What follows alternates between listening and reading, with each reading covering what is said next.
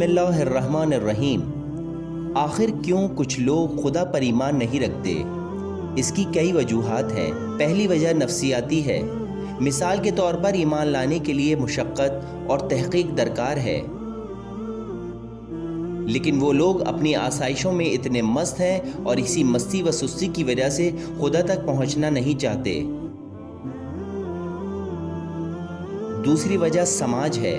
مثال کے طور پر جب نام نہاد دینی و مذہبی لوگوں سے کچھ برے کام و گناہ سرزد ہو جاتے ہیں، جیسے کوئی جرم اور جنگ، تو یہ مذہب پر منفی اثر چھوڑ جاتے ہیں، اور آج بالکل ایسا ہی ہو رہا ہے۔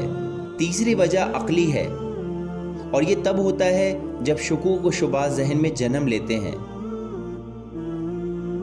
شکوک داستانوں، افسانوں اور حقائق سے جنم لیتے ہیں۔ شکوک سائنس کے نظریات سے بھی جنم لیتے ہیں جو دین کے مخالف ہیں۔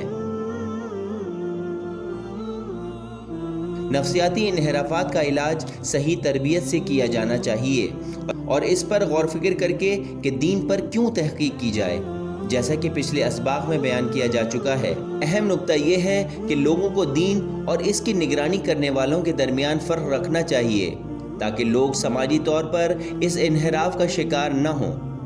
عقلی انحرافات کو صحیح عقائد اور غلط عقائد کے درمیان فرق کر کے ہی دور کیا جا سکتا ہے، اور ساتھ ہی یہ کوشش کرنی چاہیے کہ دینی عقائد کو کمزور اور غیر معقول دلائل سے ثابت کرنے کی کوشش نہ کی جائے، کہ جس کی وجہ سے بے دین افراد اصل دین سے مزید دور ہو جاتے ہیں۔